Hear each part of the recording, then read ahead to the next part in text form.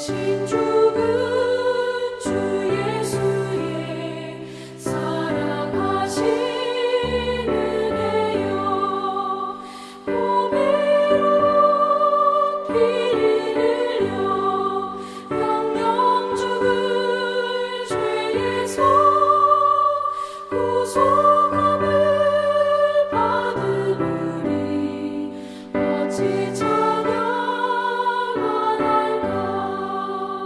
예수 안에 있는 우리 한량없이 즐겁고 주 성령의 위로함이 마음속에 차도다. 천국의 목소리 같은 은혜로운 그 말씀 끊임없이 듣는 우리 어찌 찬양하날까.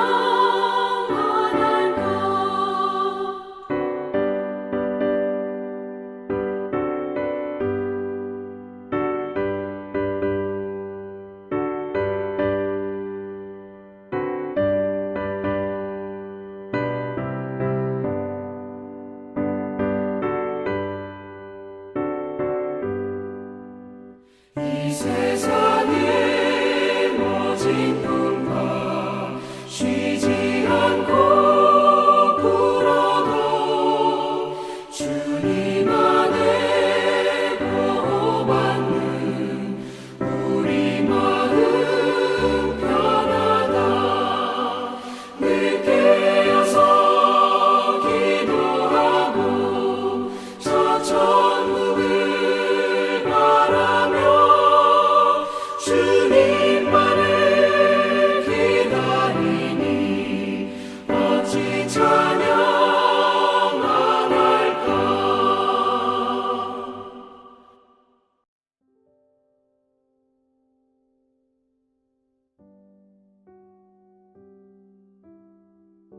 어려울 때 힘이 되시고 우리의 삶이 이유가 되시는 하나님 아버지, 저희들을 위하여 가장 선한 계획을 가지고 날마다 인도하여 주시는 은혜를 감사드립니다.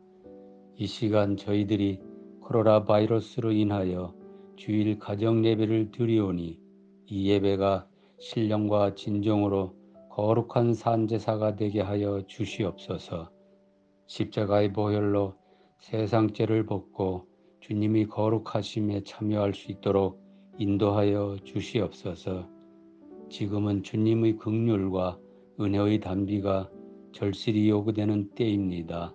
코로나 바이러스로 상처 입고 괴로워하는 심령들과 미래에 대한 소망이 없이 어두운 그늘 밑에서 질병과 경제적인 고통에 허덕이는 영혼들이 너무나 많습니다.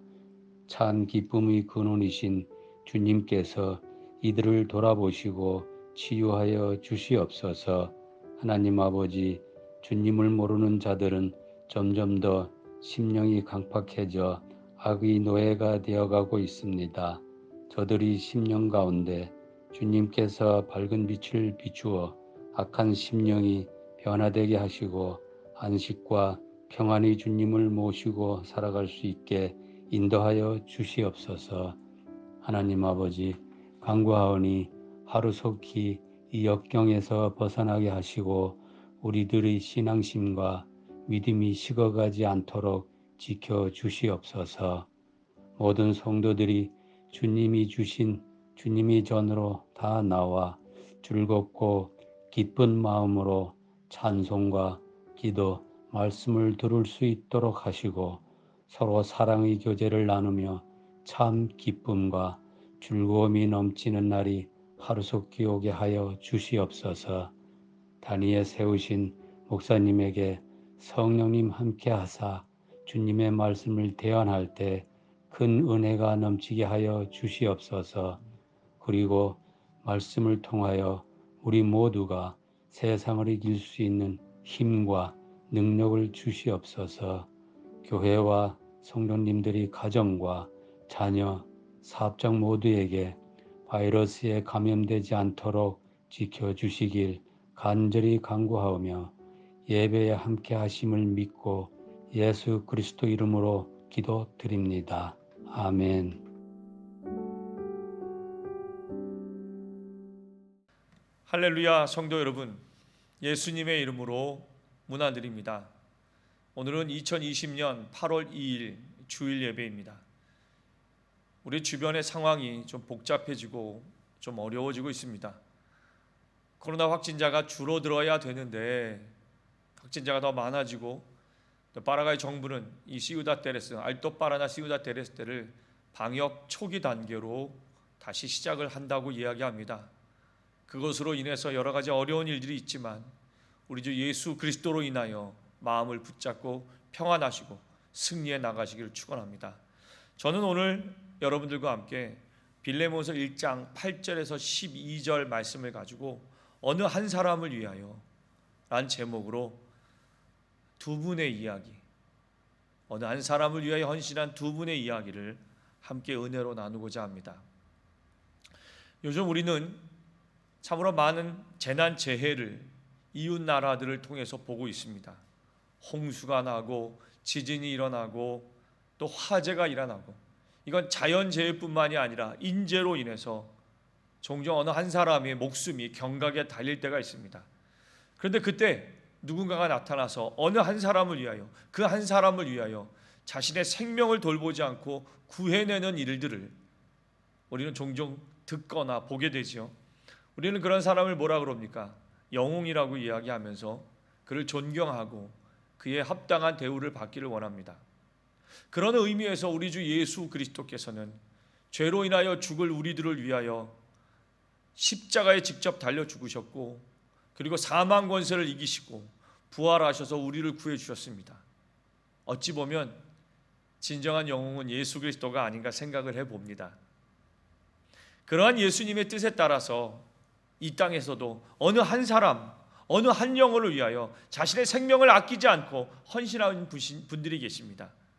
그 중에 우리나라, 지금은 대한민국이지만 그 과거 우리나라 조선, 임금이 다스리고 있었던 조선, 그때 백정들을 위하여 헌신하신 사무엘 포 선교사님, 한국어로는 모삼열 선교사님을 소개합니다. 기독교 잡지 1996년 판 그 말씀, 거기에 기록된 백정과 해방의 복음이라는 내용을 기초로 하여 소개해드리겠습니다. 사진에 보듯이 모삼열 선교사님은 미국 맥코믹 신학교를 졸업하고 1892년 32살의 나이로 조선 땅을 밟습니다. 그리고 헌신적인 전도로 초기에는 곤당골 교회를 세우셨고, 그 다음에 그 이후에는 지금의 인사동의 승동교회를 설립하십니다. 모삼열 선교사가 조선에 왔을 때 조선의 사회는 양반이 지배하는 사회였습니다. 양반들은 상놈을 억눌렀고 상놈은 그 지배 아래서 고난을 받아야 했습니다. 그 상놈 중에 가장 대표적인 것이 백정이었죠. 요즘 아이들은 백정이 무슨 말인지 모르겠지만 도살자, 심지어 쉽게 말하면 가축을 죽이는 일을 담당했던 사람들입니다. 여러분, 백정은 기와 집에 살 수 없었습니다. 백정은 비단 옷이나 갓신도 신을 수 없었습니다. 백정은 양반이 지나갈 때요 길을 비켜서야 했고, 허리를 항상 구부려야 했고, 천천히 걸어가지 못하고 꽁꽁 꽁충 그렇게 뛰어가야 했었습니다. 만약에 허리를 양반 앞에 숙이지 않으면 중형에 처해졌다고 했으니 백정이 참 입장이 난처합니다. 그런데 여러분, 이러한 백정을 사람답게 사람 대접을 받을 수 있게 해준 분이 계십니다. 백정 해방 운동 선구자라고 하는 바로 모삼열 선교사입니다. 모삼열 선교사는 자기가 운영하는 학교에 상놈 출신들을 받아들여 교육을 시켰습니다. 그 중에 백정, 박씨라고 표현되어지는데 나중에 이름을 박성춘이라는 이름을 받게 됩니다. 그의 아들 박봉출이라고 하는 아들을 받아들여서 학교에서 교육을 시킵니다. 그런데 이 박성춘이 불행히도 장티푸스에 걸려서 거의 죽게 됩니다. 이것을 알고 모삼열 선교사님은 고종 황제의 임금의 주치의였던 에비슨 선교사님을 데리고 와서 치료해 주죠. 여러분, 임금을 치료하는 의사가 백정을 치료하다니 말이 되는 소리입니까? 하지만 모삼열 선교사님은 백정이든 상놈이든 양반이든 누구든 가리지 아니하고 예수 그리스도의 이름으로 병든 자를 치료하기를 원했죠. 이 일로 인하여 건강해진 박씨, 박성춘이라는 사람이 그거에 감동하여 그리스도인으로 온 가정이 개종을 하게 됩니다. 박성춘은 1895년에 침례를 받게 되었는데요, 그가 백정이라는 사실이 밝혀지자 교회 안에 있는 양반들, 평민들은 백정과 함께 예배드릴 수 없다고 하면서 반 이상이 교회에 나오지 않게 됩니다.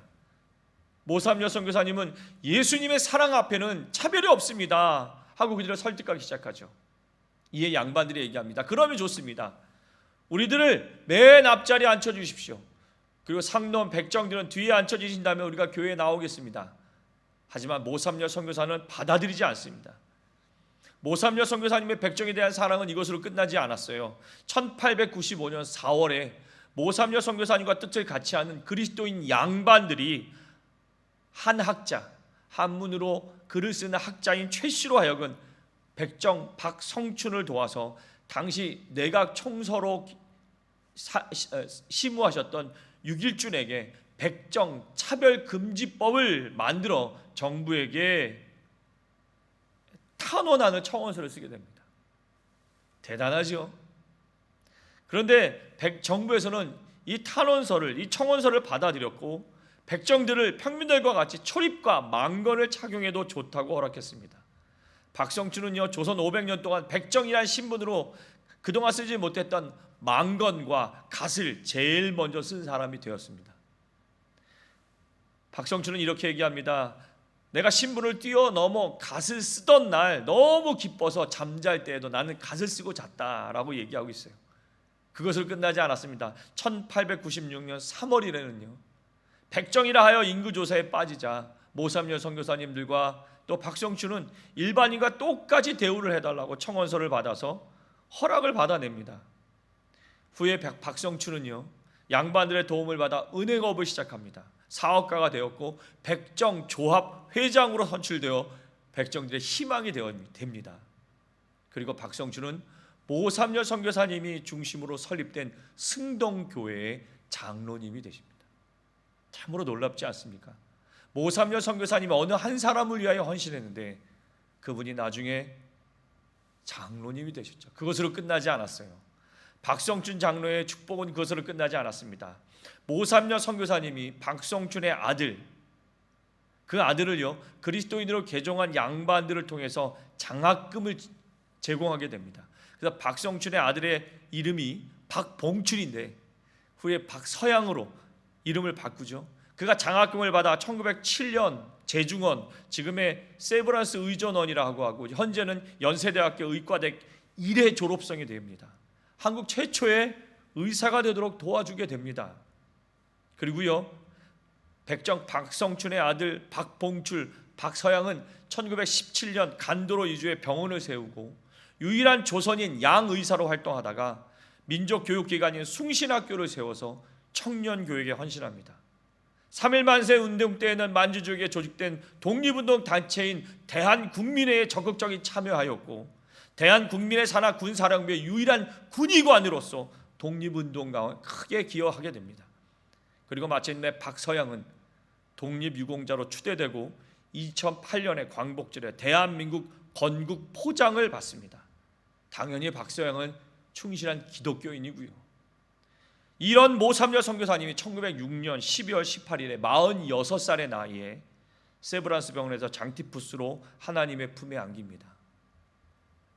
그러자 수많은 백정들이 교회로 몰려와 목사님의 집에 몰려와 그리고 백정 20명과 경신학교 학생 20명이 목사님의 그 시신을 이제 하관 예배 드리는 곳으로 옮기게 됩니다.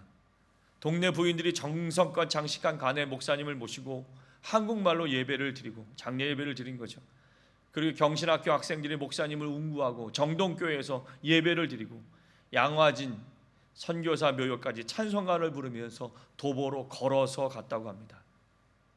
참으로 예수님의 사랑에 힘입은 귀한 모삼여 선교사님은 조선 땅의 한 사람, 백정인 한 사람 박성춘을 위하여 그렇게 헌신했더니, 그리고 그의 아들 박서양을 위해서, 그리고 조선 땅에 있는 백정들을 위하여 헌신했더니, 핍박받는 사람들을 위해 헌신했더니 그분들을 통하여 나라가 변화되고 핍박받는 사람들이 변화가 되고 그리고 숭신학교, 승동교회, 그에 준하는 교육기관들이 설립이 되고 그것으로 인하여 대한민국의 기초를 만드는 귀한 일들을 감당하게 되었습니다. 참으로 놀랍지 않습니까? 한 사람을 위하여 헌신했더니 그 한 사람을 통하여 대한민국이 지금의 대한민국을 만들 수 있는 기초를 만들었다고 하니, 이와 비슷하게 예수님의 발자취를 밟아서 노예 한 사람을 위하여 헌신하신 분이 성경에 기록되어 있습니다. 바로 사도 바울입니다. 사도 바울이 한 사람의 노예를 위한 헌신한 마음이 바로 빌레몬서에 기록되어 있습니다. 빌레몬서는 조선시대 백정과 같이 가난하고 천한 취급을 받은 도망친 노예를 위하여, 그 도망친 노예 한 사람을 위하여 그를 구원하기 위해 쓰신 편지입니다. 빌레몬서는 사도 바울이 로마의 감옥에 수감되었을 때 기록된 것인데, 특별히 골로새서와 빌레몬서는 아주 밀접한 관계가 있습니다만, 왜냐하면 바로 빌레몬이라고 하는 사람의 집에서 골로새 교회가 시작되었기 때문입니다. 초대교회는 건물이 따로 없이 가정에서 예배를 드렸습니다. 그러기에 교회가 이루어지기 위해서는요, 집이 커야 했지요. 그래서 비교적 부유하고 재력가인 집에서 초기 기독교 모임이, 교회 모임이 시작이 되었습니다. 그러한 집을 라틴어로 도무스라고 합니다. 사진을 보면 이 도무스 집에는 큰 모임을 가질 수 있는 방이 있고, 중앙에 연못이 있고, 길가로 창문과 방이 있습니다. 그래서 바울은 이러한 집에서 예배를 드렸고 애찬식, 성찬식, 침례를 행했습니다. 오늘 본문의 빌레몬이라는 사람도 골로새 교회가 시작될 정도로 부유한 사람이었습니다. 빌레몬은 많은 노예를 가졌고, 그리고 골로새 교회 건물의 주인이었으며 교회의 리더였으며 사회적으로 그리고 지위적으로 굉장히 높은 사람이었다는 것으로 추측됩니다. 반면에 빌레몬서를 쓰게 된 배경이 되는 오네시모라고 하는 사람이 있습니다.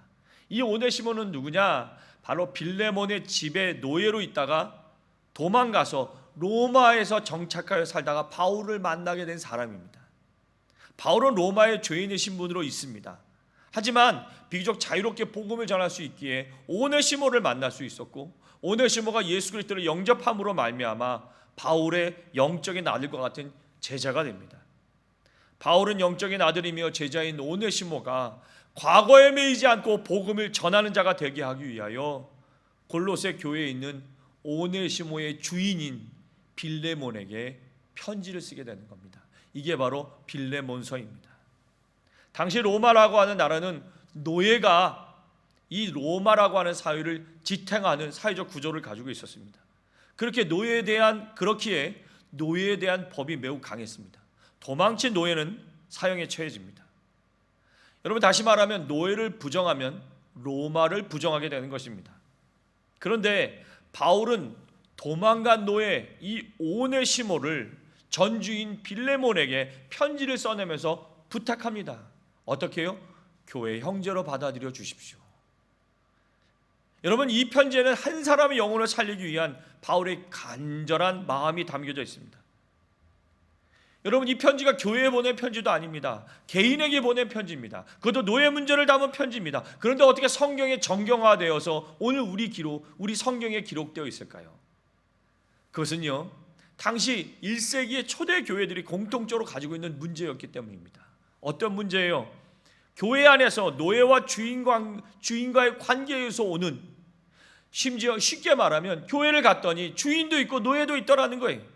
근데 이 빌레몬서를 읽으면 그 문제의 관계를 해결하는 답이 얻어지게 됩니다. 지금은 빌레몬서를 통하여 교회 안에서 계급이나 인종의 차별 없이 형제자매의 사랑을 깨달으십시오 하는 중요한 서신서이지만, 과거는요, 주인과 노예가 어떻게 예배를 드릴 수 있는가, 그리고 예배를 드리면 어떻게 해결해야 하는가, 그 문제가 바로 빌레몬서에 기록되어 있는 거예요. 해결되는 답이 기록되어 있는 것이죠. 편지를 쓴 바울은 노예를 해방하려고 하지 않았습니다.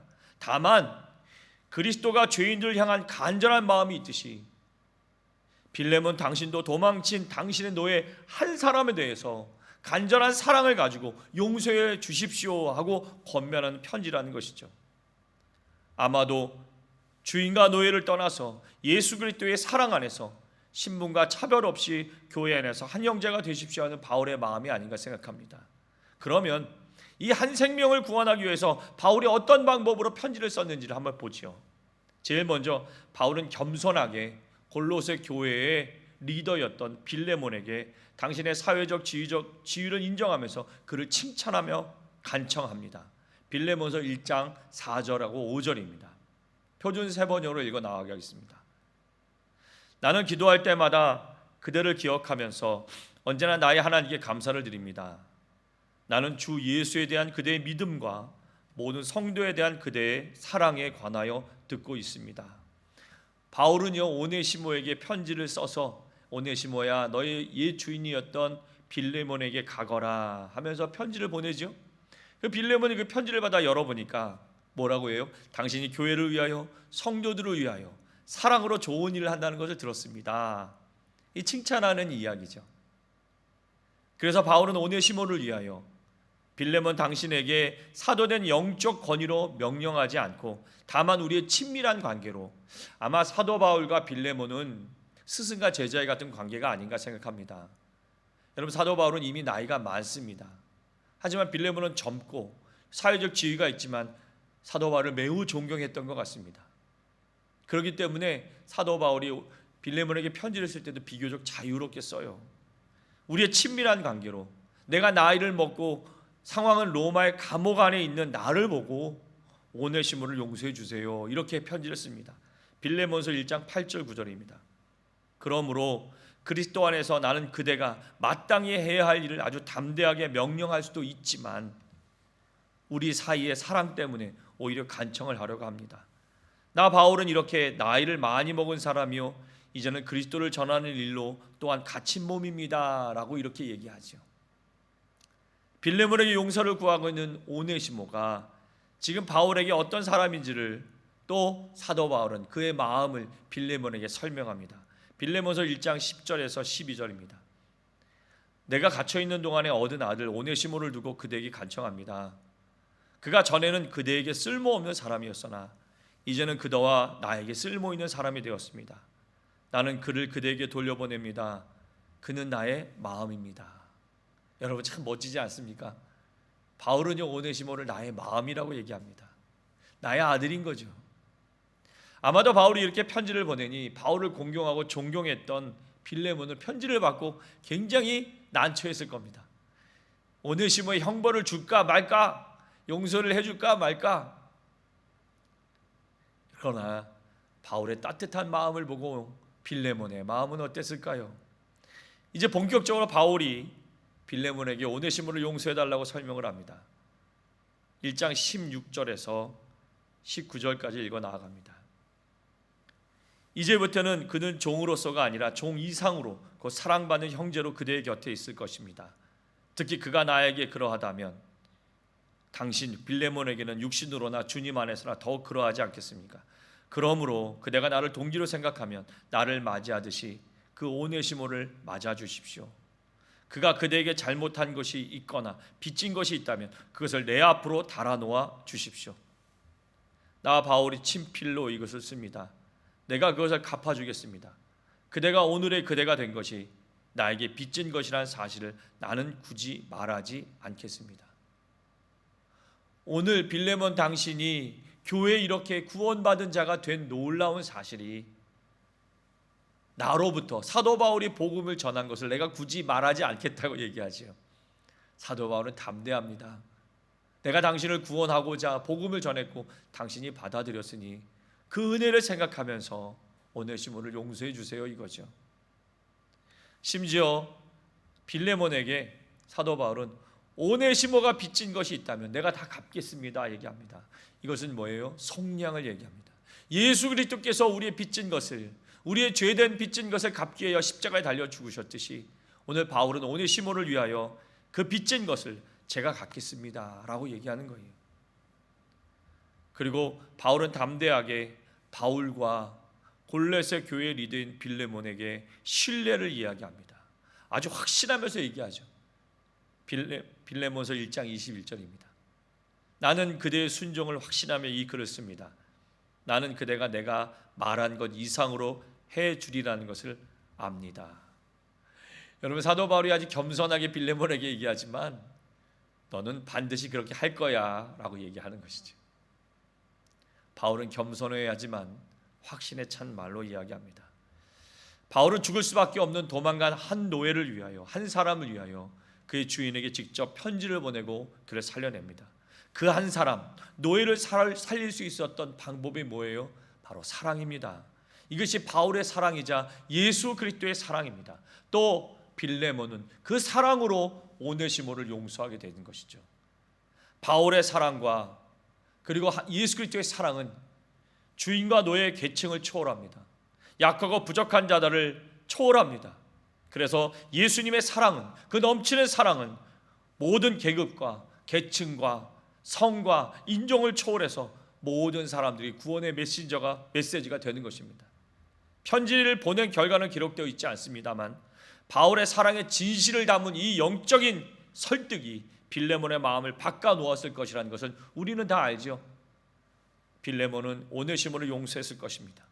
결국 주인과 노예 관계에서 이제는 그리스도 안에서 형제로 영입하게 된 것이죠. 이것이 빌레몬서가 오늘 우리 손에 남아있고 우리가 보게 되고 정경화된 이유가 아닐까 생각합니다. 사랑하는 성도 여러분, 빌레몬서가 모든 교회들과 초대교회에 노예를 두고 있는 부유한 그리스도인들에게 당신들이 가지고 있는 노예를 어떻게 생각하겠습니까? 질문하는 겁니다. 형제로 생각하십시오. 빌레몬서를 통하여 예수 그리스도의 사랑을 느끼는 사람들에게는 나와 다른 사람과의 관계, 주인과 종된 관계, 원수의 관계, 강하고 약한 관계에서 당신은 어떻게 그들을 대하겠습니까? 질문하는 겁니다. 사랑의 관계를 이루고 은혜의 관계를 이루라고 얘기하는 것이죠. 빌레몬서는 한 사람을 위한 나의 헌신이 누군가 인생을 회복하게 만들 수 있다면 여러분도 그렇게 할 수 있지 않습니까? 질문하는 것이죠. 빌레몬서는 참으로 보람되고 가치 있는 사랑, 차별을 뛰어넘는, 계급을 뛰어넘는, 가진 자와 못 가진 자를 뛰어넘는, 약하고 강한 자를 뛰어넘는 그 사랑을 이야기하는 겁니다. 그리고 여러분들 후에 오네시모는 에베소 교회의 감독이 됩니다. 놀랍지 않습니까? 이 오네시모가 에베소 교회의 감독이 되어서 자신도 어느 한 사람을 위하여 분명히 헌신하며 감독의 사명을 감당했을 겁니다. 여러분, 초대교회는 이방인과 유대인이 함께 모이는 자리였습니다. 초대교회는요, 원수와 함께 모이는 자리였습니다. 초대교회는요, 가진 자와 가지지 못한 자가 함께하는 자리였습니다. 초대교회는요, 권세 있는 자와 권세 없는 자가 함께 모이는 자리였습니다. 그렇게 함께 모일 수 있었던 자리가 교회가 된 이유가 뭔지 아십니까? 바로 우리 주 예수 그리스도께서 십자가를 짊어지심으로 우리의 모든 담을 허물어 버리셨기 때문입니다. 예수님이 나 한 사람을 위해서, 예수님이 저 한 사람을 위해서, 예수님이 어느 누군가 한 사람을 위해서 희생하셨기 때문에 우리는 그 묶여진 모든 담을 허물어 버리고 예수님이 십자가의 사랑으로 함께 할 수 있는 것입니다. 여러분, 우리는 예수를 믿는 모든 사람이 한 가족이 됩니다. 잃어버린 양 100마리 중에 99마리의 양을 찾아서 놔두고 굳이 한 마리의 양을 찾기 위하여 또 험한 길을 떠나는 그 사람의 마음이 뭔지 아십니까? 바로 잃어버린 한 마리의 양이 내 가족이기 때문입니다. 우리가 자녀가 되는 것은, 하나님의 아들을 믿음으로 하나님의 양자가 되는 것은 하나님 안에서 차별이 없기 때문입니다. 갈라디아서 3장 26절에서 29절까지 있습니다. 여러분은 모두 그 믿음으로 말미암아 그리스도 예수 안에서 하나님의 자녀들입니다. 여러분은 모두 침례를 받아 그리스도와 하나가 되고 그리스도를 옷으로 입은 사람들이기 때문입니다. 유대 사람도 그리스 사람도 없으며 종도 자유인도 없으며 남자와 여자가 없습니다. 여러분 모두가 그리스도 예수 안에서 하나이기 때문입니다. 여러분이 그리스도에게 속한 사람이면 여러분은 아브라함의 후손이요 약속을 따라 정해진 상속자들입니다. 여러분, 우리는 신앙의 가장 중요한 형제, 자매, 부모님들, 이웃들, 성도님들 모두 사랑할 수 있는 그 가정 안에서, 예수 그리스도를 머리로 하는 가정 안에서, 교회 안에서 하나가 되어야 합니다. 이 어느 한 가지가 파괴되면 교회가 파괴되는 것이고 하나님의 나라가 파괴되는 것입니다. 하나님의 나라는요, 아주 작은 가정에서부터 시작이 되어서 아주 큰 하나님의 나라에까지 이르는 것입니다. 우리가 가정을 이루는 내 자녀들, 부모님들, 부부, 이웃들, 성도님들, 형제자매, 그래서 모든 자들이 귀한 것입니다. 그들과 함께 할 때, 그들의 어느 한 사람을 위하여 우리가 함께 해주올 때 비로소 우리는 하나님의 나라를 이루는 것입니다. 여러분, 모퉁이돌을 아십니까? 건물을 지을 때 기준점이 되는 것입니다. 우리 교회에 와보십시오. 우리 교회 정면으로 바라보시면요, 오른편 아래 머릿돌이라고 써 있습니다. 이게 바로 모퉁이돌이고 기준점이 되는 돌입니다. 이것이 없으면 건물을 지을 수가 없죠. 교회의 기준점이 되는 것은 예수 그리스도이십니다. 이 교회의 가장 중요한 예수 그리스도의 구심점이 바로 사랑입니다. 모퉁이돌 대신 예수님께서 중심으로 사랑으로 한 층 한 층 쌓아 나간 것이 바로 교회인 것이죠. 에베소서 2장 20절, 그리스도 안에서 여러분도 함께 세워져서 하나님의 성령으로 거하실 처소가 되는 것입니다. 성령으로 거하실 처소, 바로 교회가 되는 것입니다. 함께 세워져서요. 사랑하는 성도 여러분, 예수님과 교회, 성도와 교회, 성도와 성도의 관계, 이 모든 것이 예수 그리스도의 모퉁이돌 사랑으로 세워지는 것이죠. 교회는 사도와 예언자의 터 위에서 세워진다는 말이 있습니다. 그 건물의 기준이 되는 모퉁이돌 예수님을 통해서, 그리고 예언자와 사도를 통해서 교회들은 세워져 갑니다. 지금은 목회자와 성도님들과 또 수고하고 있는 모든 분들을 통해서 교회가 세워져 가는 것이죠. 지난 34년 동안 우리 교회는 그렇게 세워져 갔습니다. 여러분, 그렇게 수고한 우리의 선배들 모두가 어느 한 사람을 위하여 하나님의 사랑을 가지고 전파하였기에 우리 남미순복음 데레스테 교회가 지금도 있는 것입니다. 그러므로 우리는 예수님의 사랑을 전하는 교회가 되어야 합니다. 예수님의 피 흘림에서까지 우리를 구원하신 그 사랑으로 함께 나아가야 합니다. 그 노력이 우리 교회를 세웠다면 앞으로도 그 노력으로 함께 나아가야 합니다. 그러면 여러분 늘 교회를 기억해 주십시오. 교회를 위해 기도하여 주십시오. 세상의 일들이 교회에 들어와 교회가 세속화되지 않도록 기도해 주십시오. 여러분의 주장이 교회에 들어와 누구누구의 교회다라는 소리가 들리지 않도록 해 주십시오. 오직 예수 그리스도의 은혜와 사랑이 어느 한 사람을 위하여 수고하는 교회가 될 수 있도록 여러분 함께 해 주십시오. 이 어려운 때에 교회가 더욱더 굳건해져서 분명히 더 좋고 이것 또한 지나가리라 분명히 말씀하셨으니 더 좋은 날을 위하여 준비하는 교회가 될 수 있도록 저와 우리 성도 여러분, 그리고 교회에 함께하는 모든 자들이 그리스도 안에서 어느 한 사람을 위하여 수고하는 마음으로 아름다운 소망을 누리며 다가올 기쁨과 소망을 가지며 살아가시기를, 여러분의 가정과 일터와 여러분 영혼 가운데, 교회 가운데, 이 땅 가운데 가득하기를 예수님의 이름으로 축복하며 기도드립니다. 아멘. 기도하겠습니다.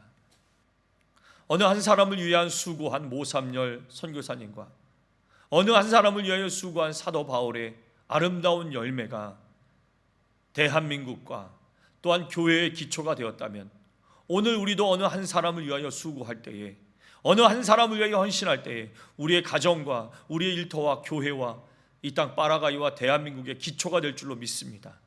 예수 그리스도가 모퉁이 돌이 되어서 한 층 한 층 사랑으로 교회를 세워 나가셨듯이 우리도 모퉁이 돌이 되어서 사랑으로 어느 한 사람 한 사람을 사랑하여 아름다운 교회를 만들고 아름다운 가정을 만들고 아름다운 나라를 만들 수 있도록 우리 한 사람을 써 주시옵소서. 그 한 사람을 위하여 헌신하는 귀한 성도님들 되시기를 간구하며, 가정과 일터와 모든 땅에 주의 평강이 가득하기를 간구하며, 코로나19를 능히 이기는 능력을 더하여 평강의 평강을 이루기를 간구하며 예수님의 이름으로 기도드리옵나이다. 아멘. 하나님의 마음을 모아, 하나님의 사랑을 모아 어느 한 사람을 위하여 쓰일 수 있는 이 귀한 예물이 우리 성도님들의 마음을 담아 하나님께 드려집니다.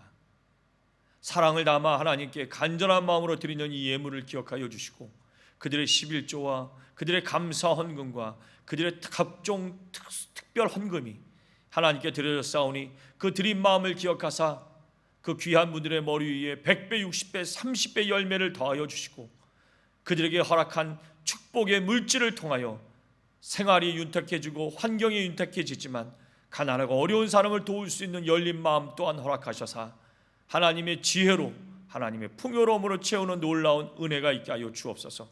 더불어 교회가 하나님의 예물을 쓰는 곳마다 하나님의 뜻과 복음이 전달되기를 간구하오니 오직 하나님의 뜻 안에 이 귀한 예물이 축복되기를, 그리고 소원되기를 예수님의 이름으로 축복하며 기도드리옵나이다. 아멘.